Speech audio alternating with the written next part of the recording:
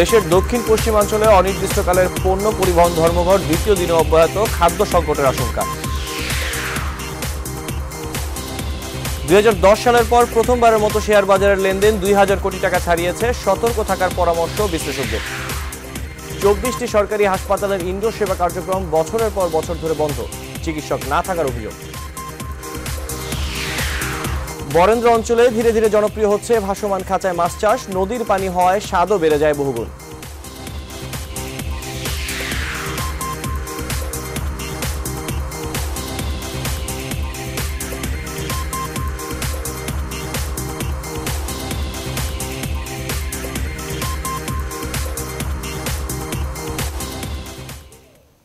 স্বাগত নিউজ 24 সংবাদে। আমি আশফাক আহমেদ। দেখছিলেন শরিয়া ভিত্তিক ইউনিয়ন ব্যাংক লিমিটেড সংবাদ শিরোনাম। পাল্লার দিন শেষ, মেগা ডিজিটাল স্কেলে বাংলাদেশ। 12 দফা দাবিতে দেশের দক্ষিণ পশ্চিমাঞ্চলের 21 জেলায় ট্রাক, ট্যাঙ্ক, লরি ও কাভার্ড ভ্যান মালিক শ্রমিক ঐক্য পরিষদের অনির্দিষ্টকালের ধর্মঘট আজ দ্বিতীয় দিনেও অব্যাহত রয়েছে। দাবি পূরণ না হওয়া পর্যন্ত ধর্মঘট অব্যাহত থাকবে বলেও জানান তারা। এর প্রভাবে রাজধানীর সাথে এই অঞ্চলের পণ্য পরিবহন ব্যবস্থা একেবারেই ভেঙে পড়েছে। প্রতিনিধিদের পাঠানো তথ্য ও ছবিতে ডেস্ক রিপোর্ট। পণ্য পরিবহন মালিক শ্রমিক ঐক্য পরিষদের ডাকে সোমবার ভোর 6টা থেকে অনির্দিষ্টকালের জন্য এই পরিবহন ধর্মঘট। খুলনা শহরের গুরুত্বপূর্ণ মোড়ে শ্রমিকরা সংঘবদ্ধ হয়ে ট্রাক, কাভার্ড ভ্যান, ট্যাঙ্ক ও লরি চলাচল বন্ধ করে দেয়। ফলে শহরের প্রবেশমুখে ও মহাসড়কে বিপুল সংখ্যক পণ্যবাহী ট্রাক আটকা পড়ে। এতে দুর্ভোগে পড়েছে ব্যবসায়ীরা। যে পরিমাণ ব্যাপারী মাল নিয়ে মোকাম থেকে আমাদের বাজার আসে, তার অর্ধেকও আজকে বাজারে আসে নাই। 12 দফা দাবি না মানা পর্যন্ত এই ধর্মঘট অব্যাহত থাকবে বলে জানান এই সংগঠনের নেতারা। এই 12 দফা দাবি না মানা পর্যন্ত আমাদের এই ধর্মঘট অব্যাহত থাকবে। এই সাইড অ্যাঙ্গেল এবং হুক না খোলার জন্য আমরা এই উত্তরবঙ্গ এবং দক্ষিণবঙ্গ ধর্মঘট ডাকেছি। বরিশালে ধর্মঘটের সমর্থনে বিক্ষোভ মিছিল করে পণ্য পরিবহন মালিক শ্রমিক ঐক্য পরিষদ। আর এই ধর্মঘটে খাদ্য ও ভোগ্যপণ্যের সংকট হতে পারে বলে আশঙ্কা করা হচ্ছে। অতিরিক্ত পণ্য পরিবহন নিয়ন্ত্রণ, পুলিশি হয়রানি বন্ধ সহ 12 দফা দাবিতে এ ধর্মঘটের ডাক দেওয়া হয়েছে বলে জানান শ্রমিক ইউনিয়নের এই নেতা। ফেরিঘাটে চাঁদাবাজি, বিভিন্ন হয়রানি, এগুলো বন্ধ না হওয়া পর্যন্ত, এই 12 দফা দাবি না মানা পর্যন্ত আমরা ধর্মঘট আমাদের চলবে। ধর্মঘটের ফলে কুষ্টিয়া, ঝিনাইদহ, যশোর ও সাতক্ষীরায় সকল প্রকার পণ্যবাহী ট্রাক ও ট্যাঙ্ক, লরি যাতায়াত বন্ধ আছে। Desk report, news 24। 2010 সালের বড় ধসের পর এবছর দেশের শেয়ার বাজারে এই প্রথম লেনদেন ছাড়িয়েছে 2000 কোটি টাকার উপরে। তবে হঠাৎ শেয়ার বাজারে এমন পরিবর্তনে বিনিয়োগকারীদের সতর্কতার সাথে বিনিয়োগ করার পরামর্শ বাজার বিশ্লেষকদের। হাবিবা আফরোজের প্রতিবেদন। বিশ্লেষকরা বলছেন, ব্যাংকে আমানতের সুদের হার কম হওয়ায় অনেক বিনিয়োগকারী শেয়ার বাজারে বিনিয়োগে আগ্রহী হয়ে উঠছেন। তাই দীর্ঘদিন মন্দায় থাকার পর হঠাৎ করেই তেজি ভাব দেখা দিয়েছে দেশের শেয়ার বাজারে। বাজারের এই উত্থানে কিছুটা শঙ্কিত বিনিয়োগকারীরা। পুঁজিবাজার নিয়ন্ত্রণ সংস্থা বাংলাদেশ সিকিউরিটিজ এক্সচেঞ্জ কমিশনের পক্ষ থেকে এমন 11 ধরনের কারসাজির সম্পর্কে সতর্ক থাকার কথা বলা হয়েছে বিনিয়োগকারীদের, যেগুলোর মধ্যে রয়েছে স্বয়ংক্রিয় গ্রাহক, শেয়ার না থাকার পরও বিক্রি, সমান চলমান গ্রাহক, চক্রাকার লেনদেন, প্রতারণা ও লেনদেনের একাগ্রতা, বিজ্ঞপ্তি সতর্কতা ও সুবিধাভোগী প্রকৃত গ্রাহক, সর্বশেষ সূচকের অবস্থান ও সবশেষ মূল্য এবং কারসাজি ও আদেশের বিস্তারিত অবস্থা, ডিভিডেন্ড, কোম্পানির আয়, এগুলা না দেখে শেয়ারে বিনিয়োগ করা ঝুঁকিপূর্ণ। এমনি শেয়ারে বিনিয়োগ তো ঝুঁকিপূর্ণ আছেই, তার উপরে সেই জিনিসগুলা মাথায় রেখে আমার মনে হয় বিনিয়োগ করতে হবে। এবং যদি বিনিয়োগ করার উদ্দেশ্যে হয় তাহলে ঠিক আছে, কিন্তু ট্রেডিং করার জন্য যদি আসে একটা নতুন বিনিয়োগকারী, তাহলে কিন্তু লসের সম্ভাবনা থাকে। এবং আরেকটা জিনিস মাথায় রাখতে হবে, এটা কিন্তু পুঁজিবাজার, এখানে কিন্তু ঋণ বা হাওলাত করে টাকা এনে এই জায়গাটা থেকে দূরে থাকতে হবে। বিশ্লেষকরা বলছেন, কিছু কোম্পানির শেয়ারের দাম অস্বাভাবিকভাবে বাড়লেও বিনিয়োগকারীদের হঠাৎ মূল্য বৃদ্ধির প্রলোভন থেকে দূরে থাকতে হবে। যাদের কম অর্থ অথবা যারা গ্যাম্বলিং করতে যাচ্ছে, তারা মনে করে যে আমি লো ভ্যালুর ইয়েতে ঢুকবো, ঢুকে আমি ক্যাপিটাল গেইন করব।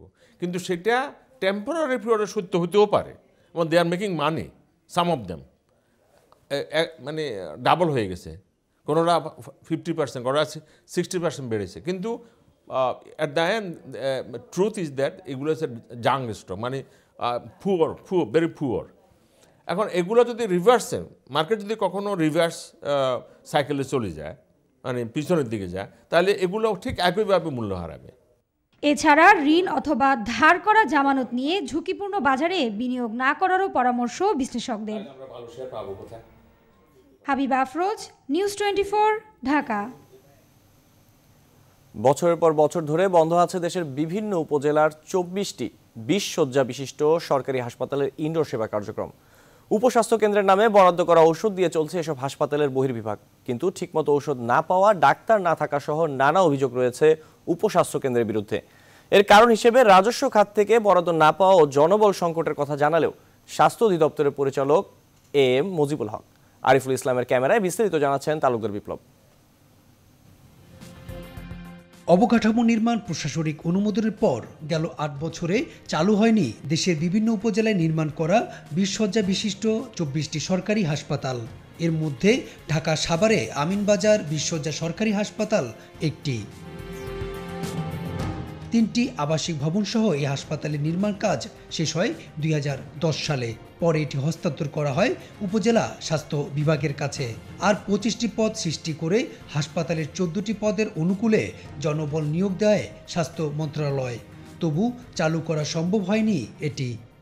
এবং এখানে যে বরাদ্দ চলছে, ইউনিয়ন উপস্বাস্থ্য কেন্দ্রের বরাদ্দ চলছে, কিন্তু 20 শয্যা হাসপাতালের ভবনটা ব্যবহার করা হচ্ছে। উপস্বাস্থ্য কেন্দ্রের নামে বছরে 2,65,000 টাকার বরাদ্দকৃত ওষুধ দিয়ে চলছে এই হাসপাতালের বহির্বিভাগ শাখা। ফলে সরকারি স্বাস্থ্যসেবা থেকে বঞ্চিত হচ্ছে আমিনবাজার, বরদেশি, বেগুনবাড়ি, কাউন্দিয়া সহ আশেপাশের কয়েক লাখ মানুষ। 2টা লেগছে, একটা পাইছি। হ্যাঁ, ওষুধপত্র এখান থেকে একটা করে দিচ্ছে আর বাইরে থেকে কিনতে বলছে। হাসপাতাল ঘুরে দেখা যায় মরিচা পড়ে নষ্ট হওয়ার পথে রোগীদের বেড। অন্যান্য কক্ষগুলোতে স্তূপ হয়ে রয়েছে ধুলাবালি। এখানে ওখানে দেখা যায় মৃত পাখির দেহাবশেষ। আবার কোথাও কোথাও ছাদ ফেটে বৃষ্টির পানিতে ক্ষতিগ্রস্ত হয়েছে দেয়ালের অংশ। স্বাস্থ্য খাতে অভূতপূর্ব সাফল্য অর্জন করেছে স্বাস্থ্য মন্ত্রণালয়।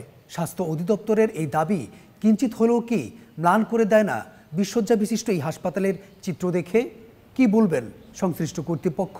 হাসপাতালগুলির প্রশাসনিক অনুমোদনের পরপরই এই ইহাতে রাজস্ব খাত হইতে মানে প্রতি রেগুলার বাজেট না পাওয়ার কারণে এই হাসপাতালগুলি পরিচালনা করা এখনো সম্ভব হচ্ছে না।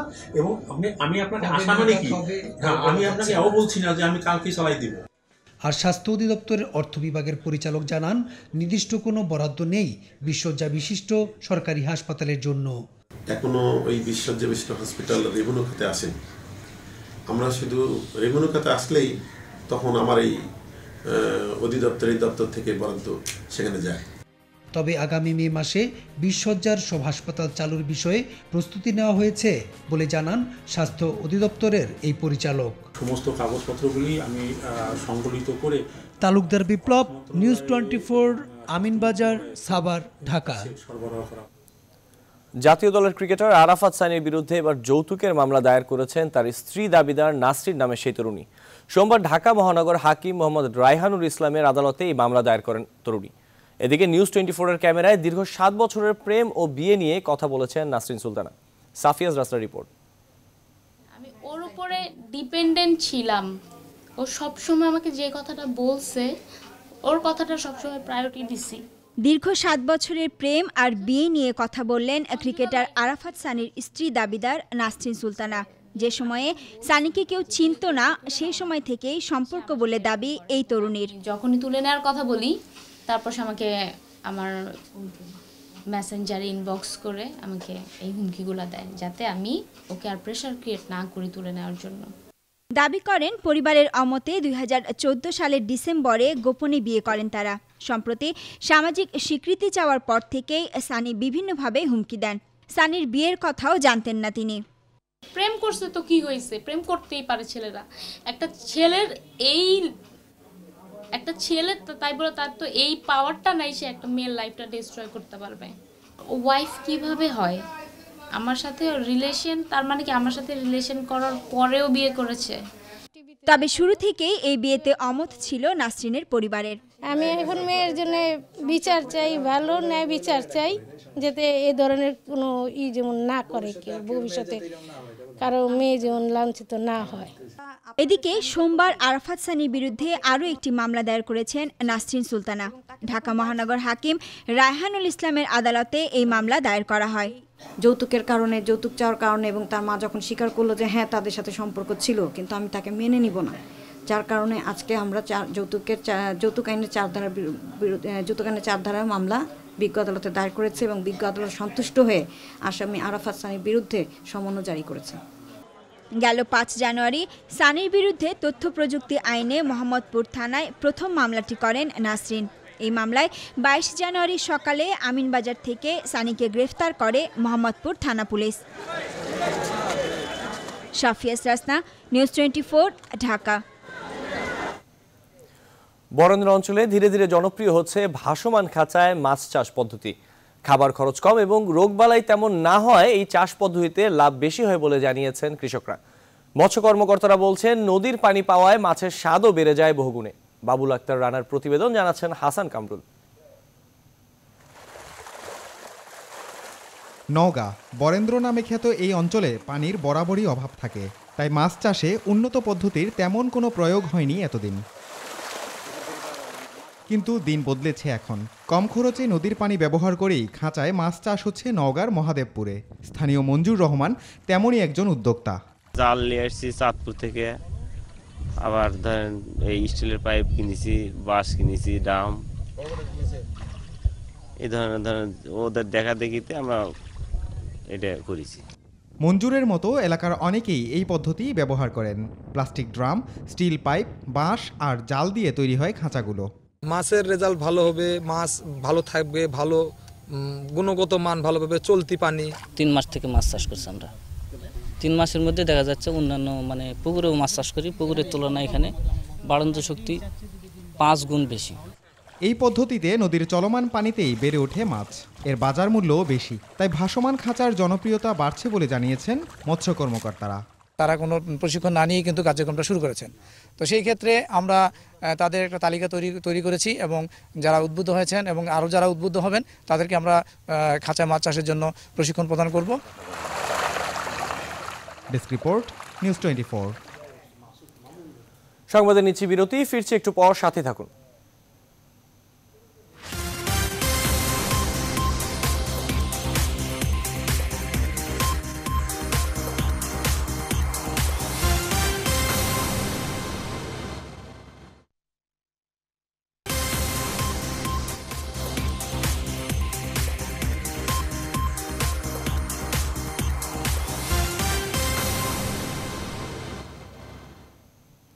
আবারও স্বাগত, দেখছেন নিউজ 24 সংবাদ। অতি দরিদ্রতা থেকে বের হয়ে এখন পুরোপুরি স্বাবলম্বী হাতিয়ার চরাঞ্চলের অনেক মানুষ। দুবেলা খাবার জোগাতেই যাদের হিমশিম খেতে হতো তারাই এখন এক বাড়িতে চাহিদার প্রায় সবকিছুই উৎপাদন করছেন। সরকারি বেসরকারি সহায়তা আর নিজেদের পরিশ্রমে এগিয়ে যাওয়া এই মানুষগুলোর কথা জানাচ্ছেন সুলতান আহমেদ। ছবি তুলেছেন আবু মুসা। চেষ্টা থাকলে জীবন যুদ্ধে কত সহজে বিজয়ী হওয়া যায় তার উদাহরণ তৈরি করেছেন হাতিয়ার চর নঙ্গুলিয়ার বাসিন্দা ফেরদৌসী বেগম বিউটি। বাড়িতে একসাথে পুকুরে মাছ চাষ, উঠোনের পাশে গরু ছাগল পালন, নানা রকমের ফল ও সবজি চাষ, আর বাড়ির একটু নিচে হচ্ছে ধান চাষ। এমন পরিপূর্ণ বাড়ির আগে তিনি ছিলেন নদী ভাঙনে সব কিছু হারা একজন। জানালেন ঘুরে দাঁড়ানোর গল্প। আমি প্রথমে হাঁস মোরগ কিনছি, তারপর হাঁস মোরগ বিক্রি করি, ছাগল কিনছি, ছাগল বিক্রি করি, আমি গরু কিনছি, গরু বিক্রি করি, আমি মৎস্য চাষ করছি, মৎস্য চাষ মাছ বিক্রি করি, আমি কৃষি আবাদ করছি। শুধু বিউটি বেগমই নন, চরাঞ্চলের 20 থেকে 22 হাজার পরিবার এখন এমন স্বাবলম্বী। এক সময়ের মলিন মুখে এখন শুধুই হাসি, আগামীতে শুধুই এগিয়ে যাওয়ার প্রত্যয় তাদের। আয় বরকতে 1 লাখ টাকা খরচ দিলে 1 লাখ টাকা বছর বিক্রি। এখন তো কষ্ট হয়নি, আগে তো অনেক কষ্ট ছিল। সরকারের কাছে আমরা চাই আমাদের মাধ্যমে যদি ঘন ঘন কিছু ঠিক হলো তাহলে আমাদের জন্য দীর্ঘল হলে বেশি উপকৃত হবে। কিভাবে এমন পরিবর্তন? মাঠ পর্যায়ে তাদের সাথে কাজ করা বেসরকারি সংস্থা দ্বীপ উন্নয়ন বলছে নিজেদের চেষ্টা আর সমৃদ্ধ বাড়ির ধারণা এর পেছনের কারণ। আমরা ত্রাণ সামগ্রী দিতাম, হয়তো চাল দিতাম, টিন দিতাম, ঘরের ম্যাটেরিয়াল দিতাম, কেউ হয়তো কিছু কৃষি উপকরণও দিত, কিন্তু সমৃদ্ধ বাড়ি সমস্ত উন্নয়ন পরিকল্পনায় একীভূত করেছে এবং দরিদ্র মানুষও কিন্তু এটাতে খুব সাড়া দিচ্ছে। সমৃদ্ধ বাড়ির ধারণার জনক পিকেএসএফের চেয়ারম্যান জানালেন, আগামী দিনে তার প্রত্যাশা এমন করে সারা দেশে বহু মানুষকে স্বাবলম্বী করে তোলা। তো আমরা পথটা দেখাতে চাই যে এইভাবে সুন্দরভাবে অনেক বেশি অর্থ খরচ না করে মানুষকে সুন্দর থাকার একটা ব্যবস্থা করা যায়, তার আয় বাড়ানো সম্ভব এবং সে যে মানুষ হিসেবে তার যে অধিকার সেটা পাওয়ার পথে সে এগিয়ে যেতে পারে। একটি ধারণাই যে মানুষকে কতদূর নিয়ে যেতে পারে, সমৃদ্ধ বাড়ি তারই উদাহরণ বলে মনে করছেন স্থানীয়রা।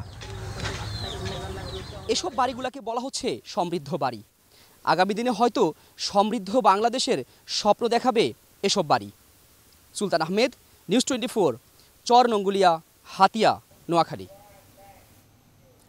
কক্সবাজার উপকূলে এখন পুরো দমে চলছে শুটকি তৈরির কাজ। উৎপাদিত শুটকি দেশের বিভিন্ন স্থানের পাশাপাশি যাচ্ছে বিদেশেও। তবে প্রচলিত পদ্ধতিতে শুকানো এই শুটকি নিয়ে নানা প্রশ্ন থাকলেও এর চাহিদা রয়েছে ব্যাপক। প্রতিনিধি ইসমত আরাইশুর তথ্য ও চিত্রে তাজরিন আশরাফির ডেস্ক রিপোর্ট। শুটকি তৈরির ভরা মৌসুম এখন। সাগরে ধরা পড়া রূপচাঁদা, ছুরি, কোরাল, সুরমা, লইট্টা, পোয়া সহ বিভিন্ন প্রজাতির কাঁচা মাছ রোদে শুকিয়ে তৈরি হয় শুটকি। বাঁশের মাচায় রেখে তা শুকানোর কাজে ব্যস্ত সময় পার করছেন কক্সবাজারের শ্রমিকরা। বর্ষার কয়েক মাস ছাড়া শীতেই তৈরি হয় সবচেয়ে বেশি শুটকি। এই শুটকি মহলে কাজ করে জীবিকা নির্বাহ করেন শ্রমিকরা, যদিও শ্রম ও বেতন নিয়ে রয়েছে তাদের নানা অভিযোগ। ফ্যামিলি কষ্ট, খাবার না দুঃখ কষ্ট তো চালান। ওখান থেকে ট্রলার ধরে আনি, ওখান থেকে আমরা কিনে এনে এখানে প্রথমে লবণ দিই, এরপর ধুয়ে এখানে বাগাতে দেওয়া হয়। এখানে যে মাল থাকে ওই মালগুলো আমরা চিটাং দিই, চিটাং থেকে সাপ্লাই হয় বাইরে। পর্যটন নগরীতে এসে শুটকি কেনেন না এমন মানুষের সংখ্যা হাতে গোনা, কিন্তু যাতায়াত ব্যবস্থা সহ এখানকার নানা সমস্যার কথা তুলে ধরেন ব্যবসায়ীরা। আমাদের 4টা সমস্যা। একটা সমস্যা হলো রাস্তাঘাট, 2 নম্বর হলো পানি, 3 নম্বর বিদ্যুৎ, আর একটা সমস্যা হলো একটা যদি কোল্ড স্টোর থাকতো আমাদের জন্য ভালো হতো। আমাদের এখানে বিদ্যুতের যদি ব্যবস্থা হয় তাহলে আমরা উপকৃত হতাম ব্যবসায়ীরা। জেলার নাজিরার টেকে রয়েছে প্রায় 2500 শুটকি মহল, যেখানে জীবিকা হয় 40,000-এরও বেশি মানুষের। এই মহলে উৎপাদিত শুটকি দেশের গণ্ডি পেরিয়ে যাচ্ছে বিদেশেও। আমাদের শুটকি সপ্তাহে প্রায় 200 টন মতো আমাদের শুটকি চট্টগ্রামে যাচ্ছে, এটা আমরা হিসাব করে দেখেছি। কক্সবাজারের ঐতিহ্য সুস্বাদু এই খাদ্যপণ্যের উৎপাদন ও বিক্রি আরও প্রসারে সরকারের সহযোগিতা চান সংশ্লিষ্টরা। Desk report, news 24। বাল্য বিবাহকে না বলে সুনামগঞ্জের 11 উপজেলায় একসাথে 1 লাখের বেশি শিক্ষার্থী দেখিয়েছেন লাল কার্ড। জেলার 299টি স্থানে সোমবার দুপুর 12টা 25 দেখানো হয় এই কার্ড। বুরহানুদ্দিনের প্রতিবেদন, জানাচ্ছেন হাসান কামরুল। বাল্যবিবাহ রোধে সামাজিক সচেতনতা বাড়াতে অভিনব পন্থা বেছে নেন সুনামগঞ্জের শিক্ষার্থী সহ বিভিন্ন শ্রেণী পেশার মানুষ। জেলা প্রশাসনের উদ্যোগে 11 উপজেলায় আয়োজন করা হয় লাল কার্ড প্রদর্শনীর। সোমবার ঘড়ির কাঁটা ঠিক 12টা 25 পৌঁছালে 1 লাখেরও বেশি শিক্ষার্থী লাল কার্ড দেখিয়ে বাল্যবিবাহকে না জানায়। সাথে অংশ নেয় নানা শ্রেণী পেশার আরও লাখো মানুষ। আমি আজকে রেড কিসের থেকে এখানে আসছি এবং এই সেমিনারে যুক্ত হয়েছি। আমি খুবই গর্বিত এবং আনন্দ অনুভব করছি যে আমরা এর থেকে আমরা অনেক কিছু জানতে পারবো। এটা সুনামগঞ্জে প্রথমবার আসছে, সেজন্য আমরা এটা ভালোভাবে সফলভাবে উদ্যোগের চেষ্টা করছি। জেলা প্রশাসক বলছেন, প্রায় বছরখানেক চেষ্টার পর সবার সহযোগিতায় সম্ভব হয়েছে এই অর্জন। বাল্যবিবাহকে না বলার জন্য এটা পুরা সুনামগঞ্জবাসী কিন্তু এখন এটা একটা পজিটিভ এই বিষয়ে বাল্যবিবাহ বিপক্ষে একটি জনমত সৃষ্টি হয়েছে। আমরা যত স্কুল ভিজিট করি মেয়েদের এবং ছেলেদের, সেখানে বাল্যবিবাহ আমাদের একটা কমন এজেন্ডা থাকে। বিভাগীয় কমিশনার জানালেন, এমন আয়োজন নিয়ে দীর্ঘ পরিকল্পনা আছে তাদের। আমরা এই বার্তা মানুষের কাছে পৌঁছে দিতে চাই যে বাল্যবিবাহ সামাজিক ব্যাধি, এই ব্যাধিকে কোনোভাবেই প্রশ্রয় দেওয়া যাবে না এবং প্রশাসন সচেতন রয়েছে। যে কোনো অবস্থায় কোথাও যদি বাল্যবিবাহের উদ্যোগ গ্রহণ করা হয় তাহলে তার প্রতিহত করা হবে। বড় পরিসরের এই আয়োজন গিনেস ওয়ার্ল্ড রেকর্ড বইতে স্থান পাবে বলে আশা করছেন আয়োজকরা। Desk report, news 24। সংবাদে নিচ্ছি আরেকটা বিরতি, ফিরছি একটু পর, সাথে থাকুন।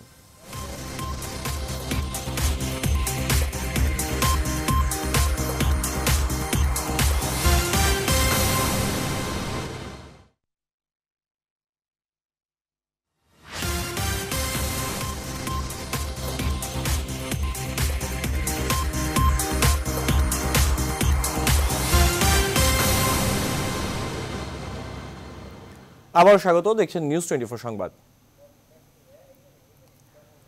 এবার ফার্স্ট সিকিউরিটি ইসলামী ব্যাংক অর্থ বাণিজ্যের সংবাদ।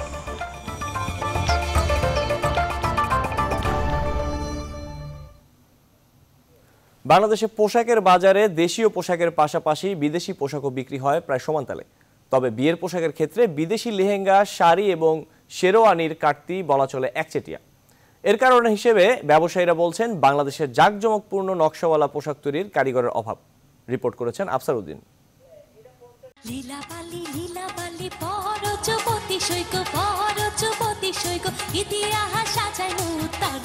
সাধ্যের মধ্যে পছন্দসই বিয়ের পোশাকের জন্য গাউসিয়াকে বলা হয় আদর্শ জায়গা। এছাড়া রাজধানীর শপিং মলগুলোয় মেয়েদের শাড়ি, লেহেঙ্গা সহ মেলে অন্য যাবতীয় সব পোশাক। দোকানিরা জানান বিয়েতে প্রথম তালিকায় থাকে ভারতীয় চাকচিক্যময় পোশাকগুলো। ভালো লাগতেছে, বাজেটটা ফেল হয়ে যাচ্ছে, সেই ক্ষেত্রে আমার নিতে হবে যে ভালো লাগার যে ব্যাপারটা আর কি। তাদের কাজ ভালো হয়, তারপরে শাড়ির যেই ডিজাইনগুলো সুন্দর লাগে। লেহেঙ্গা যদি আপনি একটু ভালো মানে নিতে হয় আপনার 15 থেকে শুরু, আপনার 30+, 3.5 থেকে আপনি 10-এর মধ্যে নিলে আপনার জিনিসগুলো ভালো হবে আর কি। কনের পোশাক কেনার স্থানের যেমন অভাব নেই, তেমনি দামও মার্কেট ভেদে কম বেশি। কিন্তু রাজধানীতে ছেলেদের পোশাক কেনার দোকান নির্ধারিত কয়েকটি স্থানে। ব্যবসায়ীদের মতে সময়ের সাথে সাথে ছেলেদের পোশাকেও এসেছে পরিবর্তন। এই 30 বছরের মধ্যে আমাদের শেরওয়ানির কোয়ালিটি অনেক হাই এখন, বুঝছেন। আবার লোয়ার প্রাইসেও আছে, যেমন 10,000 টাকায় আছে, আবার 80,000 টাকায়ও আছে। পাগড়িগুলো হয় আপনার 800 থেকে 1000, 1200, 1500, আর নাগরা হয় আপনার 350 আর 700। বিয়ের পোশাকটা আমরা মেইনলি ইন্ডিয়া থেকে কিনেছি। সুবিধাটা হলো ওখানে অনেক ধরনের ভ্যারাইটি আছে আর প্রাইসও অনেক রিজনেবল পাওয়া যায় রাদার দেন ঢাকার থেকে। দেশি কিংবা বিদেশি, যুগ পরিবর্তনের সাথে বিয়ের পোশাকও পাল্টায়। এজন্য হালের ফ্যাশনকে সংরক্ষণের চেষ্টা প্রশাসনেরও। আমরা ব্যাপকভাবে চেষ্টা করতেছি যে বর্তমান যুগের বর্তমান প্রেক্ষাপটে বাংলাদেশের ইতিহাস ঐতিহ্য কোথায় কী আছে এটাকে ধরে রাখার জন্য ন্যাশনাল মিউজিয়ামে আমরা প্রতি বছরই কালেকশন করি, কালেকশন হতে থাকবে। বিয়ের উৎসবে চাকচিক্যময় পোশাক বর কনেকে উপস্থাপন করে আলাদাভাবে। আফসার উদ্দিন, নিউজ 24, ঢাকা। এবার নিউজ 24 আন্তর্জাতিক।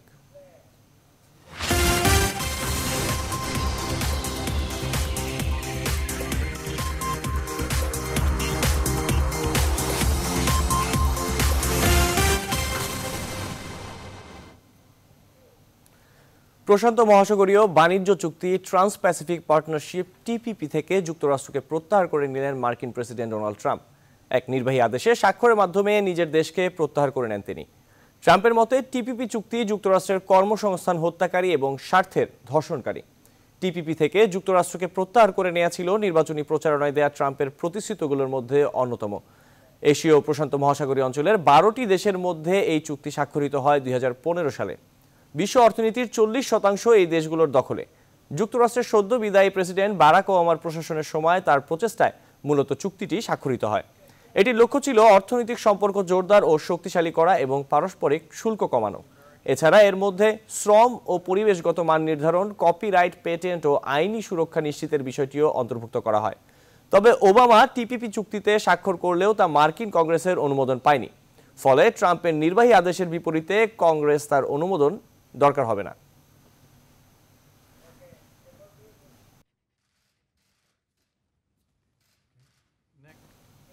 সংবাদে নিচ্ছে আরেকটি বিরতি, ফিরছি একটু পর।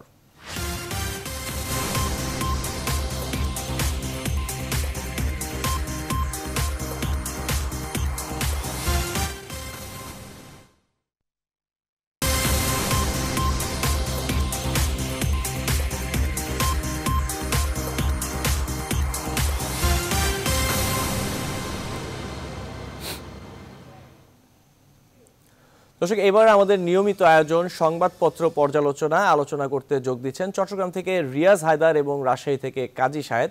তবে এর আগে জেনে নিচ্ছি ঢাকা থেকে প্রকাশিত সংবাদপত্রগুলোর প্রধান শিরোনাম। বাংলাদেশ প্রতিদিনের আজকের শিরোনাম হচ্ছে চিকিৎসা নিয়ে ভয়াবহ বাণিজ্য, ঘরোয়া সভায় বন্দী বিএনপি, পুলিশি সেবাকে আরও জনবান্ধব করুন, 3 নির্বাচন নিয়ে বিদায় ইসি বেকায়দায়, ক্রিকেটার সানির বিরুদ্ধে এবার যৌতুকের মামলা, কালের কণ্ঠের শিরোনাম হয়েছে মধ্যপ্রাচ্য গিয়ে কেঁদে ফিরছেন নারী কর্মীরা। সংবাদ মাধ্যমের বিরুদ্ধে যুদ্ধ ঘোষণা হোয়াইট হাউসের, সবার দৃষ্টি রাষ্ট্রপতির দিকে। KM হাসান ইস্যুতে আওয়ামী লীগ বিএনপি বাহাস, পুলিশ সেবা আরও জনবান্ধব করতে হবে। প্রথম আলো শিরোনাম 226 কোটি টাকার সারের হদিশ নেই। নির্যাতন ও হেফাজতে মৃত্যু আইন বাতিল চায় পুলিশ, পুলিশকে আবারও জনবান্ধব হতে হবে প্রধানমন্ত্রী। যুগান্তরের শিরোনামে আছে রাষ্ট্রপতির সঙ্গে প্রধানমন্ত্রীর বৈঠক, $6.5 কোটি ফেরত অনিশ্চিত। হেফাজতে মৃত্যু আইন বাতিল দাবি প্রধানমন্ত্রীর নাকচ। ইত্তেফাকের শিরোনাম সার্চ কমিটিতেই নির্বাচন কমিশন পুনর্গঠন। ব্যাংকিং খাতের প্রভাবে পুঁজিবাজার ঊর্ধ্বগামী, ঐতিহাসিক গণঅভ্যুত্থান দিবস আজ।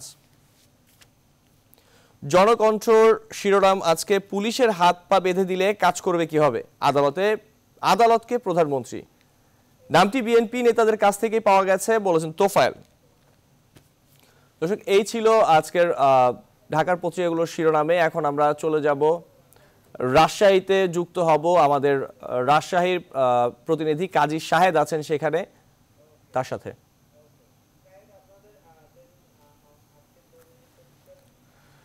শাহেদ, আমি জানতে চাচ্ছি আজকে আপনাদের দৈনন্দিন আজকের পত্রিকার শিরোনামগুলো।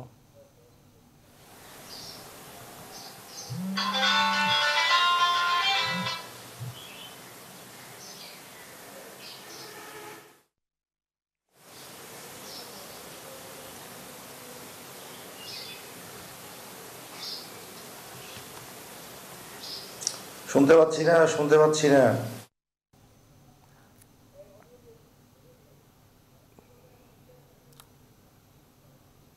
আমরা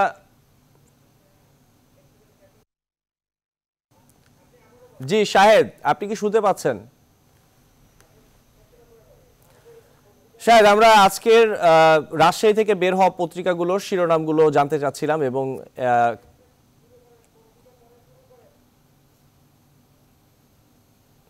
জি শাহেদ। দর্শক, আমাদের কিছু যান্ত্রিক গোলযোগের জন্য একটু সময় লাগছে।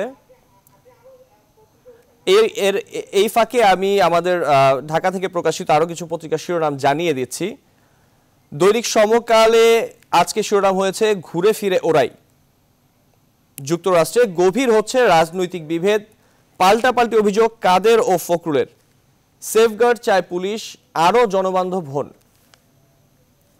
জনকণ্ঠের শিরোনামে ছিল পুলিশের হাত পা বেঁধে দিলে কাজ করবে কি হবে, আদালতকে প্রধানমন্ত্রী। নামটি বিএনপি নেতাদের কাছ থেকেই পাওয়া গেছে তোফায়েল। পুলিশ পদক পেলেন যারা ট্রাম্পের নির্বাহী আদেশই টিপিপি থেকে বের হয়ে।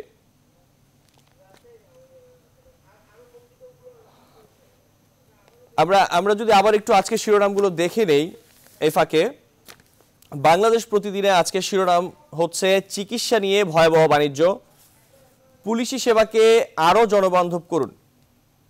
সরকার দলীয় এমপির বিরুদ্ধে যুদ্ধাপরাধ মামলা, 3 নির্বাচন নিয়ে বিদায় ইসি বেকায়দায়। ক্রিকেটার সানির বিরুদ্ধে এবার যৌতুকের মামলা।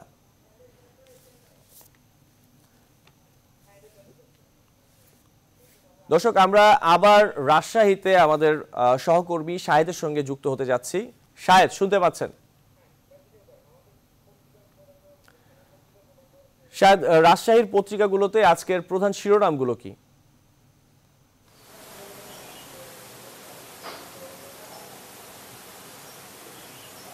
জি, শুনতে পাচ্ছি। ধন্যবাদ। শুরুতেই জানিয়ে দিচ্ছি রাজশাহী থেকে প্রকাশিত সংবাদপত্রগুলোর শিরোনাম। দৈনিক সানশাইন তারা শিরোনাম করেছে ফুলে ফুলে রঙিন বরেন্দ্রের মাঠ। এছাড়াও তারা আরেকটি শিরোনাম করেছে দায়িত্ব নিলেন জেলা পরিষদের চেয়ারম্যান সদস্যরা, ঐক্যমতের ভিত্তিতে রাজশাহীর উন্নয়নে কাজ করার অঙ্গীকার।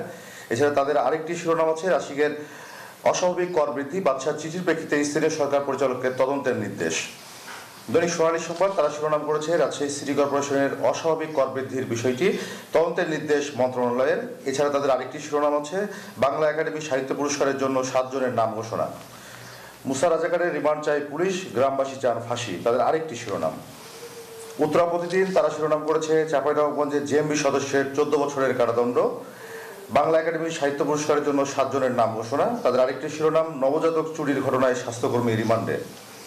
দৈনিক বার্তা তারা শিরোনাম করেছে গেজেট প্রকাশের 1 বছর অতিবাহিত, উপাচার্য নিয়োগের বেড়াজালে থমকে আছে রাজশাহী মেডিকেল বিশ্ববিদ্যালয়ের কাজ। দৈনিক আমাদের রাজশাহী তাদেরও শিরোনাম রাজশাহী মেডিকেল বিশ্ববিদ্যালয় প্রতিষ্ঠিত হবে কবে, তারা একটি প্রশ্ন রেখে এই শিরোনামটি করেছে। এছাড়া তাদের আরেকটি শিরোনাম নগরীর নওদাপাড়ায় বৃদ্ধাকে জিম্মি করে দুর্ধর্ষ ডাকাতি। দৈনিক সোনার দেশ তারা শিরোনাম করেছে রাজশাহীতে বিনিয়োগের পালে সুবাতাস, চাঙ্গা হচ্ছে অর্থনীতি, বাড়ছে কর্মসংস্থান। দৈনিক রাজবার্তা তারা পুলিশকে গণতান্ত্রিক মূল্যবোধে একাত্ম হতে হবে, এটি শীর্ষ শিরোনাম করেছে প্রধানমন্ত্রীর একটি বক্তব্যকে কোট করে। এই ছিল রাজশাহী থেকে প্রকাশিত সংবাদপত্রগুলোর শিরোনাম। আজকে আমাদের সঙ্গে এই নিয়ে আলোচনা করার জন্য স্টুডিওতে উপস্থিত হয়েছেন উত্তরা প্রতিদিনের সম্পাদক সিনিয়র সাংবাদিক জনাব আব্দুল্লাহ আল মাহমুদ বাবলু। জনাব আব্দুল্লাহ আল মাহমুদ বাবলু, আপনাকে স্বাগত জানাই। শুরুতেই আমরা একটা বিষয় নিয়ে একটু আলোচনা করতে চাই যে গত প্রায় 3-4 মাস ধরে রাজশাহীতে হোল্ডিং ট্যাক্স বৃদ্ধি নিয়ে নাগরিকদের সঙ্গে সিটি কর্পোরেশন কর্তৃপক্ষের একটি টানাপোড়েন চলছে। কালকে আমরা দেখলাম যে মন্ত্রণালয় এটি তদন্তের নির্দেশ দিয়েছেন, এটিকে আপনি আসলে কিভাবে মূল্যায়ন করেন? না, এটি একটি ভালো দিক রাজশাহীবাসীর জন্য, এই কারণেই যে আপনি 3-4 মাস বলছেন, এটি 3-4 মাস নয়, আরও বেশি সময়তে হঠাৎ করে রাজশাহীবাসীর উপর অর্থাৎ সিটি কর্পোরেশনবাসীর উপর কর চাপিয়ে দেওয়া হলো। যার কর ছিল 1000 টাকা আবাসিক কর, সেটি দেখা গেল যে 5000 বা 10,000 টাকা পর্যন্ত হয়ে গেছে। এই যে অস্বাভাবিকভাবে এটা আমি চাপিয়ে দেওয়াই বলছি যে হঠাৎ করে যদি কারোর উপর কর চাপিয়ে দেওয়া হয় তাহলে অবস্থাটা কী দাঁড়ায়, সে নিয়ে কিন্তু ভেতরে ভেতরে তারা ফুঁসে উঠতে শুরু করলো। এই নিয়ে বিভিন্ন সংগঠন এবং আন্দোলন হলো, আর ট্যাক্স বিরোধী যে আন্দোলনটা একটি পর্যায়ে আসলো। তারপরে কিন্তু দায়িত্বপ্রাপ্ত মেয়র তিনি কিন্তু বসে নিয়েও কিন্তু সেটি শুরু হলো না। এরপরে এমনভাবে তাদেরকে চাপিয়ে দেওয়া হলো যে তাদেরকে কর দিতে বাধ্য করা হলো এক পর্যায়ে, যে কর না দিলে ব্যবস্থা নেওয়া হবে। এবং শুধু সেটি নয় যে একটি সাইনবোর্ড রাখলে যে পয়সা টাকাটা দিতে হবে এবং কর দিতে হবে, পরবর্তীতে সেই সাইনবোর্ডের বিভিন্ন আকার বিভিন্ন ধরনের তার উপর চার্জ আরোপ করে সেটি এত পরিমাণ হলো যে ব্যবসায়ীরা হঠাৎ করে তারা মানে চোখে সর্ষের ফুল দেখার মতো এই করে। এরপরে পরবর্তীতে আন্দোলন যখন মাঠ পর্যায়ে আসলো, এটা নিয়ে ব্যবসায়ীরাও মাঠে নামলেন এবং সেই সাথে রাজশাহী 1 আসনের সাংসদ জনাব ফজল হোসেন বাদশাহ তিনি কিন্তু একটি ব্যবস্থা নিলেন এবং এই অভিযোগটা মন্ত্রণালয়ে পাঠালেন। তারই প্রেক্ষিতে তখনই আমরা মনে করছিলাম যে কিছু একটা হতে পারে এবং সেই কারণেই এখন সেই নির্দেশটা হয়তো এই কারণে যদি সহনীয় হয় কর, তাহলে রাজশাহীবাসী অনেকটা স্বস্তি পাবেন। আমরা কিন্তু একটি বিষয় দেখলাম যে এই যে কর বৃদ্ধির ঘটনাকে কেন্দ্র করে কিন্তু বিএনপি কিন্তু এই আন্দোলনে ব্যবসায়ীদের সঙ্গে আছেন, আবার স্থানীয় এমপিও যোগ দিলেন। তো কর নিয়ে কি দুজনের মধ্যে একটি আন্ডারস্ট্যান্ডিং এর বিষয় দাঁড়িয়ে গেল কিনা? না, ঠিকই বলেছেন। আমি আরেকটু ভেতরে যাই যে এইখানে সিপিবি আন্দোলন করেছে, আবার বিএনপিও আন্দোলন করছে একটি অংশ, আবার একটি সংগঠনের নাম দিয়ে তার নেপথ্যে কিন্তু বিএনপি। কিন্তু মজার একটি ব্যাপার, যখন তারা প্রোগ্রাম থ্রো করছে এবং বিএনপি সেই সময় কিন্তু প্রোগ্রামটা থ্রো করেছে, আমরা যখন খবর সংগ্রহ করতে বা আপনি নিজেও জানেন এইভাবে। তো আপনার যে বিষয়টি সেটি ঠিক এইভাবে যে আমার মনে হয় যে বিএনপি একটি ফায়দা লুটার জন্যই বোধ হয় তারা জাস্ট এটাকে ব্যবসায়ী বা নাগরিকদের সঙ্গে একটি যোগ দিয়েছেন, মানে ভোট ব্যাংক রক্ষা করতে, ঠিক এইরকম। কিন্তু তাদেরকে মাঠে যদি তারা প্রত্যক্ষভাবে থাকতেন এবং সত্যিকারভাবে যদি নাগরিকদের পাশে এসে দাঁড়াতেন, তাহলে বোধহয় আজকে ফজল হোসেন বাদশাহ যে উদ্যোগটা নিয়েছেন, এই উদ্যোগ আরো আগেই হয়তো উনি নিতে পারতেন এবং একটি সহনীয় পর্যায়ে আসতো। আমরা আরেকটি বিষয় নিয়ে একটু আলোচনা করতে চাই। গতকালকে জেলা পরিষদের চেয়ারম্যান এবং সদস্যরা দায়িত্ব নিয়েছেন। আপনি গণমাধ্যম কর্মী হিসেবে কি মনে করেন কিনা যে এটি কি সঠিকভাবে ফাংশন করবে কিনা রাজশাহীর উন্নয়নের জন্য? না, সেটি আমরা সকলেই জানি যে এখন পর্যন্ত মানুষের ভিতরে কিন্তু সেই বিষয়টি বিদ্যমান যে আসলে জেলা পরিষদের কাজটা কি, এ নিয়ে কিন্তু অনেক কথা হচ্ছে।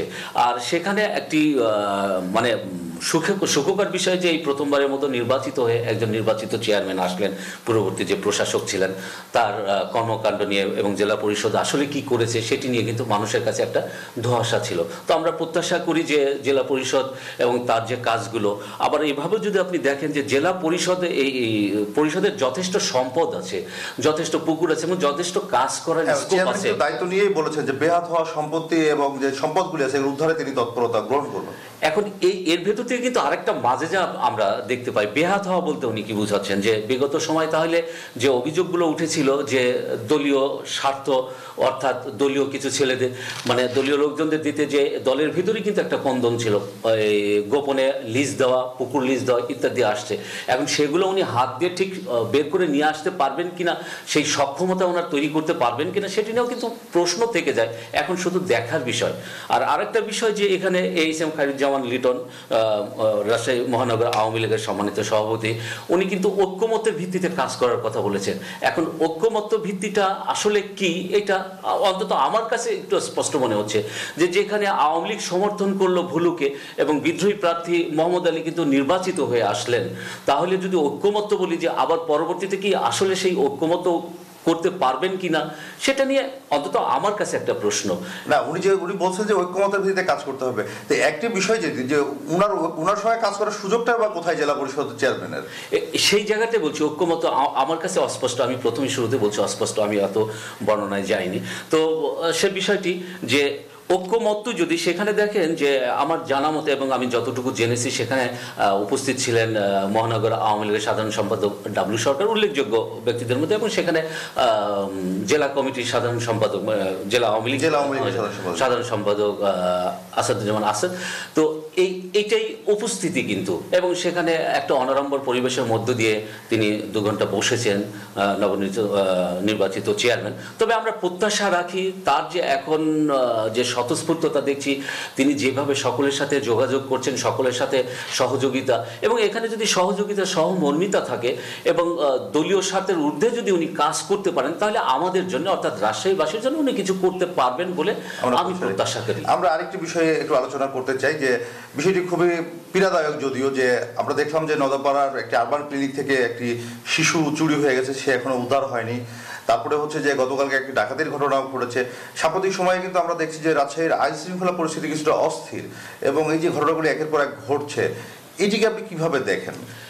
নবজাতক চুরির ঘটনা কিন্তু এটি নতুন নয়। রাজশাহী মেডিকেল কলেজ হাসপাতাল থেকে গত 3 বছরে অন্তত 4 থেকে 5টি ঘটনা এরকম ঘটেছে। তারপর বিচ্ছিন্ন কিছু ঘটনা ঘটছে, কিছু কিছু জায়গায় মারামারি সংগঠিত হচ্ছে। এই যে এই বিষয়গুলো, এই জায়গাগুলো আসলে আমরা যদি ওইভাবে যখন মনে করি, হয়তো আইন শৃঙ্খলা বাহিনী নজরদারি ওই দিকে না থেকে হয়তো অন্যদিকে খুব বেশি নজর দিচ্ছেন, যে কারণে বিশেষ করে মাদকের যে বিষয়টি সেটি নিয়ে কিন্তু রাজশাহীতে সবচেয়ে বেশি আইন শৃঙ্খলা বাহিনী তৎপর। তারপরেও কিন্তু মাদক ব্যবসায়ীরা গতকালকেও ধরা পড়েছে কয়েকজন, অত সংখ্যায় কমে গেছে, কিন্তু এটি নয় যে মাদক ব্যবসা কমে গেছে। ব্যবসায়ীদের আলোর দিশা দেওয়া হচ্ছে, এরকম শিরোনামে বেশ কয়েকটি অনুষ্ঠানও করা হয়েছে, তাদেরকে আত্মকর্মসংস্থানের সুযোগ তৈরি করা দেওয়ার অঙ্গীকার করা হয়েছে। তারপরে তো মাদক ব্যবসা ধরা পড়ছে, এবং বিচ্ছিন্ন অনেক ঘটনাই আসছে যেগুলো হয়তো আমরা দেখতে পাচ্ছি, এর বাইরেও কিছু কিছু ঘটনা ঘটছে। তো সেখানে আইন শৃঙ্খলা বাহিনীকে আরও তৎপর হওয়া প্রয়োজন। আমরা প্রত্যাশা রাখি যে আইন শৃঙ্খলা বাহিনী তৎপর হবে এবং সম্প্রতি যে শিশুটি চুরি হয়ে গেছে তাকে উদ্ধার করে তার পরিবারের কাছে ফিরিয়ে দেওয়া সম্ভব হবে। ধন্যবাদ আব্দুল আল মাহমুদ বাবলু আমাদের সঙ্গে আলোচনায় যোগ দেওয়ার জন্য। ধন্যবাদ। রাজশাহী থেকে আজকে এই পর্যন্তই সংবাদপত্র পর্যালোচনা। শাহেদ, আপনাকে ধন্যবাদ। দর্শক, এখন চলে যাচ্ছি চট্টগ্রামে। সেখানে আছেন সহকর্মী রিয়াদ হায়দার, তার কাছ থেকে জানবো চট্টগ্রামে আজকের প্রকাশিত দৈনিকগুলোর শিরোনাম। রিয়াদ, শুনতে পাচ্ছেন আপনি? রিয়াদ, আপনার কাছ থেকে জানতে চাচ্ছিলাম চট্টগ্রামের পত্রিকাগুলোতে আজকে কি কি শিরোনাম হয়েছে?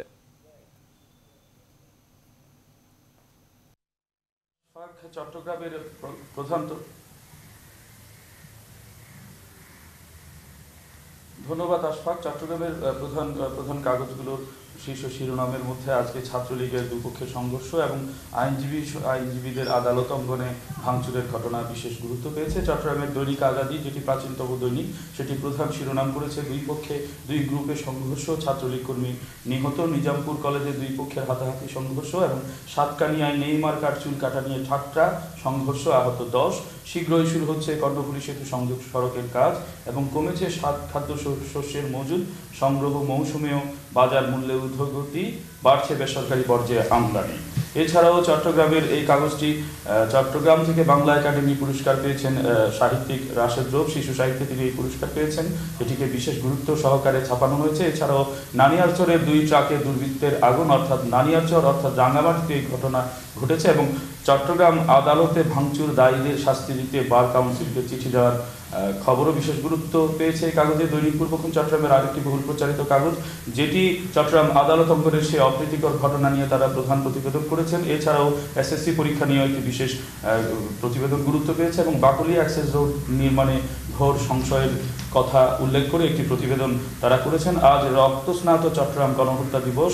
আপনারা জানেন যে 1988 সালের এই দিনে বর্তমান প্রধানমন্ত্রী তৎকালীন বিরোধী দলীয় নেত্রীর উপর পুলিশ নির্বিচারে গুলি চালালে তাকে রক্ষা করতে গিয়ে চট্টগ্রামের অন্তত 24 জন ছাত্র যুবকের প্রাণহানি ঘটে। এই ঘটনাকে বিশেষ গুরুত্ব সহকারে ছেপেছে এই কাগজটি। দৈনিক পূর্বদেশ চট্টগ্রামের আরেকটি বহুল প্রচারিত কাগজ, যেটি চট্টগ্রাম মেট্রোপলিটন পুলিশের কয়েকজন কর্মকর্তা ঘুরে ফিরে এই মেট্রোপলিটন এলাকাতেই থাকছেন, এটি নিয়ে বিশেষ রিপোর্ট রয়েছে এবং আজ ঐতিহাসিক গণ অভ্যুত্থান দিবস, এটিকে কেন্দ্র করেও বিশেষ প্রতিবেদন রয়েছে। আনোয়ারাই স্পেশাল ইকোনমিক জোনকে কেন্দ্র করে একটি সচিত্র প্রতিবেদন এই কাগজ বিশেষ গুরুত্ব সহকারে ছেপেছে এবং এনায়েতবাজার মহিলা কলেজ ছাত্রীদের সড়ক অবরোধ, অতিরিক্ত ফি আদায়ের প্রতিবাদে তারা মাঠে নেমেছেন, এই খবরটিও বিশেষ গুরুত্ব পেয়েছে। সুপ্রভাত বাংলাদেশ চট্টগ্রামের আরেকটি বহুল প্রচারিত কাগজ, যেটি ইউএসটিসির শিক্ষার্থীদের আন্দোলন, অব্যাহত আন্দোলন নিয়ে তারা জিম্মি জনগণের দশা উল্লেখ করে একটি প্রতিবেদন করেছেন। এই হলো চট্টগ্রামের প্রধানতম কাগজগুলোর শীর্ষ শিরোনাম। আজ আমাদের সাথে দিনের সংবাদ প্রবাহ নিয়ে আলোচনায় যুক্ত হচ্ছেন BDNews24.com এর চট্টগ্রাম অফিসের সিনিয়র রিপোর্টার এবং চট্টগ্রাম প্রেস ক্লাবের নবনির্বাচিত প্রচার ও প্রকাশনা সম্পাদক মিন্টু চৌধুরী, যিনি একজন সাবেক ছাত্র নেতাও। আমরা স্বাগত জানাই আপনাকে। ধন্যবাদ। আইনজীবীদের ভাঙচুর প্রসঙ্গে এখানে একটা আলোচনা করা যায় আজকের দিনের যেটি প্রধানতম শিরোনাম। আপনি কি মনে করছেন যে বার কাউন্সিলকে চিঠি দেওয়া হচ্ছে বলে সর্বশেষ যে তথ্য রয়েছে? আইনজীবী যারা, তারা দেশের সম্মানিত পেশাজীবীদের মধ্যে তারা একটি কিন্তু কিছুদিন আগে একজন আইনজীবী গ্রেপ্তার, আইনজীবী এবং তার স্ত্রীর জামিন নিয়ে যে অনাকাঙ্ক্ষিত ঘটনা ঘটেছে সেটি অত্যন্ত দুঃখজনক। সাধারণত আদালত ভবনে মিছিল সমাবেশ সহ বিভিন্ন কাজ হয়, প্রতিবাদ হয়, কিন্তু এই প্রথমবারের মতো চট্টগ্রাম আদালত ভবনের একজন বিচারকের এজলাসের ভাঙচুর হয়েছে, যেটা অত্যন্ত দুঃখজনক এবং এটা সমাজের চট্টগ্রামের সর্বস্তরেই এটার নিন্দা প্রকাশ করেছে বিভিন্ন পেশাজীবীরা এবং আইনজীবী যারা সিনিয়র আইনজীবী তারাও এটার জন্য দুঃখ প্রকাশ এবং তারা হতবাক এটার জন্য। এরপরে ঘটনার পরদিনই প্রধান বিচারপতি চট্টগ্রামে এসে বলেছেন তার রক্তক্ষরণ হচ্ছে, এই যে এজলাসকে ভাঙচুর করা হয়েছে এবং আমরা মনে করি পেশাজীবী হিসেবে, সাংবাদিক হিসেবে এই ঘটনার সুষ্ঠু তদন্ত হওয়া উচিত। কারণ এই ঘটনার আড়ালে কোনো অশুভ শক্তি এটাকে ইস্যু করে কোনো রাজনৈতিক শক্তি বা অশুভ শক্তি, অন্ধকারের শক্তি ফায়দা লোটার চেষ্টা করেছে কিনা এটি দেখা দরকার। সুপ্রিম কোর্ট থেকে এটি তদন্ত করা হচ্ছে এবং দোষীদের বিচার হওয়া উচিত বলে আমি মনে করি। আরেকটি ঘটনা দিনের আলোচিত শীর্ষ শিরোনাম হয়েছে ছাত্রলীগের আভ্যন্তরীণ কোন্দল কিংবা বিভক্তির জের ধরে 2 জন মারা গেছেন। চট্টগ্রাম সহ সারা দেশেই গত বেশ কয়েক বছর ধরেই ছাত্রলীগের অভ্যন্তরীণ কোন্দলে নানা ধরনের সমস্যা হচ্ছে। চট্টগ্রাম বিশ্ববিদ্যালয়, চট্টগ্রাম কলেজ এবং সর্বশেষ গতকাল মিরসরাই নিজামপুর কলেজে ছাত্রলীগের 2 গ্রুপের সংঘর্ষের পর একজন শিক্ষার্থী বাসায় গিয়ে, আসলে বাড়িতে গিয়ে সে মারা গেছে। এটি অত্যন্ত দুঃখজনক। ছাত্রলীগ ঐতিহাসিক দায়িত্ব পালনকারী একটি সংগঠন, বিভিন্ন সময়ে গুরুত্বপূর্ণ ভূমিকা পালন করেছে। মুক্তিযুদ্ধ, 69-এর গণ অভ্যুত্থান, 6 দফা, 90-এর স্বৈরাচার বিরোধী আন্দোলন, তারা গুরুত্বপূর্ণ ভূমিকা পালন করেছে। আমি মনে করি ছাত্রলীগের যারা অভিভাবক সংগঠন আছে তাদের উচিত চট্টগ্রাম সহ সারা দেশে ছাত্রলীগ নেতাকর্মীদের টেক কেয়ার করা, গাইড দেওয়া, যাতে করে তারা তাদের অতীতের যে ঐতিহাসিক যে ভূমিকা, সেই ভূমিকাকে সামনে রেখে তারা গুরুত্বপূর্ণ ভূমিকা পালন করতে পারে। পাশাপাশি বর্তমান সরকারের তারা ছাত্র সংগঠন, তাদের উচিত যারা এই ধরনের ঘটনার সাথে মারামারি, চাঁদাবাজি, দখলের সাথে যুক্ত, তাদের বিরুদ্ধে ব্যবস্থা নিলে হয়তো এই ধরনের ঘটনা ভবিষ্যতে। আজকের দিনে আরেকটি বিষয় খুব আলোচনা করতে হয়, চট্টগ্রাম গণহত্যা দিবস। আপনি তো জানেন 1988-র এই দিনে বর্তমান প্রধানমন্ত্রীকে হত্যার একটি চেষ্টা হয়েছিল, প্রকাশ্য গুলি করা হয়েছিল। বর্তমান এটির ফলো আপ কেমন দেখেছেন, যে মামলাটির কি অবস্থা? আপনি সংবাদ গত 29 বছর ধরে এই মামলাটি ঝুলে আছে। 1988 সালের এই দিনেই চট্টগ্রাম আদালত ভবনের মোড়েই এই ঘটনাটি ঘটেছিল এটি অত্যন্ত নিন্দনীয়। তখন বর্তমান প্রধানমন্ত্রী শেখ হাসিনা আওয়ামী লীগ সভানেত্রী ছিলেন এবং তৎকালীন বিরোধী দলীয় নেত্রী, এবং সে সময়ে স্বৈরাচার বিরোধী যে আন্দোলন, সেই আন্দোলনে একজন গুরুত্বপূর্ণ ভূমিকা এবং নেতৃত্বের পর্যায়ে ছিলেন। সে সময়ের পর মামলা হতেই কিন্তু 4 বছর লেগেছে। 88 সালে 24শে জানুয়ারি ঘটনা ঘটেছে। এরপর 4 বছর পরেই 1992 সালেই একজন আইনজীবী বাদী হয়ে মামলাটি করেছেন। কিন্তু পরবর্তীতে আমাদের দেশের যে রাজনৈতিক সংস্কৃতি, সেই সংস্কৃতিতে দেখা যায় যে মানে বিএনপি সরকার যদি ক্ষমতায় থাকে, আওয়ামী লীগের কোনো নেতা বা নেত্রীর কোনো ঘটনা ঘটলে সেই মামলাটার কোনো মানে সচল থাকে না। পরবর্তীতে যখন আওয়ামী লীগ সরকার প্রথমবার ক্ষমতায় আসে, তখন এই মামলা সচল হয় এবং বিভিন্ন জনের সাক্ষ্য গ্রহণ এগুলো হয়েছে। কিন্তু পরবর্তীতে আবার যখন বিএনপি সরকার আসে, তখন এটি আবার অচল হয়ে পড়ে, সেটির আর গতি মন্থর হয়ে পড়ে। নেপথ্যের রাজনৈতিক প্রভাব থাকতে পারে, সে কারণে এটি পিছিয়ে গেছে।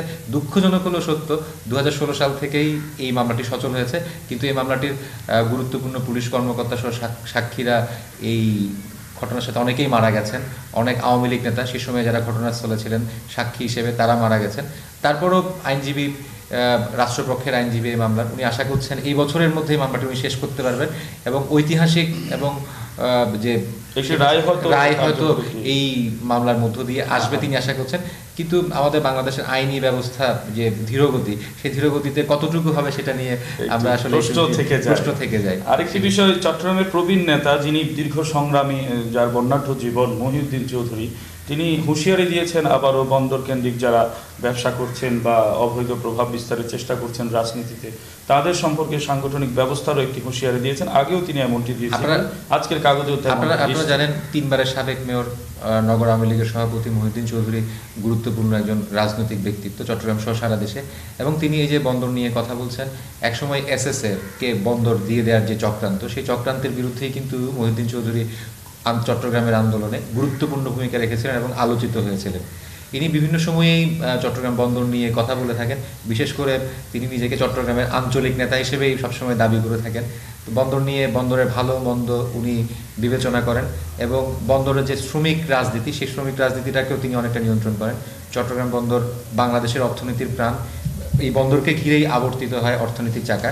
তো উনি যে হুঁশিয়ারি দিয়েছেন, সেটি নিজেদের রাজনৈতিক নেতৃবৃন্দের মধ্যে কোনো একটা দ্বন্দ্বের তৈরি করছে কিনা, সেই বিষয়গুলো বা দ্বন্দ্বের জায়গা থেকে উনি বারবার এই হুঁশিয়ারিগুলো দেন কিনা, সেগুলো ভেবে দেখা দরকার। চট্টগ্রামের মেয়র আজম নাসির উদ্দিন যে 2 দিন আগে একটি কথা বলেছেন, এই বন্দর কেন্দ্রিক যে চাকরি নিয়োগ প্রক্রিয়া, সেখানে চট্টগ্রামের সন্তানদের গুরুত্ব দেওয়ার জন্য বলেছেন এবং চট্টগ্রামের উন্নয়নে মন্ত্রী কিংবা সাবেক মন্ত্রীদের ভূমিকা নিয়েও তিনি একটা দুঃখজনক বিষয় যে গুরুত্বপূর্ণ যে সরকারি প্রতিষ্ঠানগুলো থাকে, বিশেষ করে চট্টগ্রাম বন্দর, চট্টগ্রাম কাস্টমস, তারপর হচ্ছে চট্টগ্রামের 3টি তেল বিপণনকারী সংস্থা পদ্মা, মেঘনা, যমুনা, এগুলোতে আমরা জানি যে যারা চাকরি করেন নিম্ন স্তরের থেকে ঊর্ধ্বতন, হয়তো ঊর্ধ্বতন যারা বিসিএস ক্যাডার, তারা বিভিন্ন পর্যায় থেকে আসেন, কিন্তু মাঝারি লেভেল থেকে নিম্ন পর্যায় পর্যন্ত যেখানে চট্টগ্রামের প্রায়োরিটি থাকার কথা, সেই প্রায়োরিটিটা নেই। মেয়র, সিটি মেয়রটি একদম সত্য কথা বলেছেন। চট্টগ্রাম বন্দরে আপনি যদি 5000 কর্মকর্তা কর্মচারী থাকে, সেখানে 20% চট্টগ্রামের কর্মকর্তা কর্মচারী থাকবেন না। কিন্তু চট্টগ্রাম বন্দর চট্টগ্রামের সম্পদ, চট্টগ্রামের অহংকার, চট্টগ্রামের এখান থেকেই আবর্তিত হয়ে ব্যবসা বাণিজ্য, সেটা সারা দেশে একটা গুরুত্বপূর্ণ ভূমিকা রাখছে। কিন্তু চট্টগ্রামকে এই চট্টগ্রাম বন্দরের চাকরির ক্ষেত্রে চট্টগ্রামের তরুণদের বা চট্টগ্রামের লোকদের প্রায়োরিটি দেওয়া হচ্ছে না। তেমনি অন্যান্য প্রতিষ্ঠানগুলোতে আমি মনে করি চট্টগ্রাম ঢাকার পরেই, চট্টগ্রাম নয়, ঢাকার পাশাপাশি গুরুত্বপূর্ণ নগর হচ্ছে চট্টগ্রাম। 60 লাখ জনগণের, 60 লাখের চেয়ে বেশি জনগণের অধ্যুষিত এই চট্টগ্রাম শহর অনেক আয়তনে অনেক বড়। চট্টগ্রাম জেলা আয়তনে অনেক বেশি বড় জেলা। তো চট্টগ্রামের প্রায়োরিটি দেওয়া উচিত। আমি মেয়রের সাথে একমত, চট্টগ্রামের স্বার্থে, দেশের সাথে প্রায়োরিটি দেওয়া উচিত। ধন্যবাদ আপনাকে। প্রিয় দর্শক, আমরা এতক্ষণ আলোচনা করছিলাম চট্টগ্রামের দিনের সংবাদপত্রের শীর্ষ শিরোনাম এবং প্রাসঙ্গিক বিষয় আসয় নিয়ে। আমরা চট্টগ্রাম থেকে বাংলা একাডেমি পুরস্কার পেয়েছেন রাশেদ রৌফ শিশু সাহিত্যে যে পুরস্কার পেয়েছেন, তিনি সহ বাংলা একাডেমির সকল পুরস্কারপ্রাপ্ত সাহিত্যিকদের আমরা শুভেচ্ছা জানিয়ে চট্টগ্রাম স্টুডিও থেকে আজকে দিনের সংবাদ পর্যালোচনা শেষ করছি। আমরা এখন ফিরে যেতে পারি আমাদের কেন্দ্রীয় স্টুডিওতে। ধন্যবাদ আশফাক। রিয়াদ, আপনাকে ধন্যবাদ। খবর শেষ করার আগে শিরোনামগুলো জানবো আরেকবার।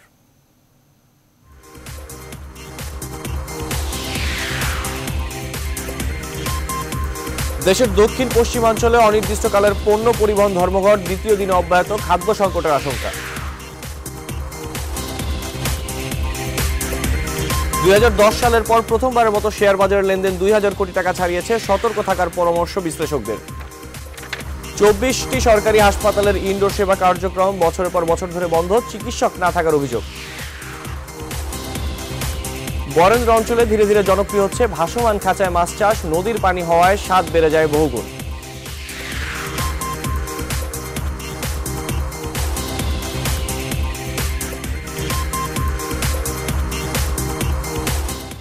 দর্শক, এখনকার মতো খবরে এই ছিল। সঙ্গে থাকার জন্য ধন্যবাদ।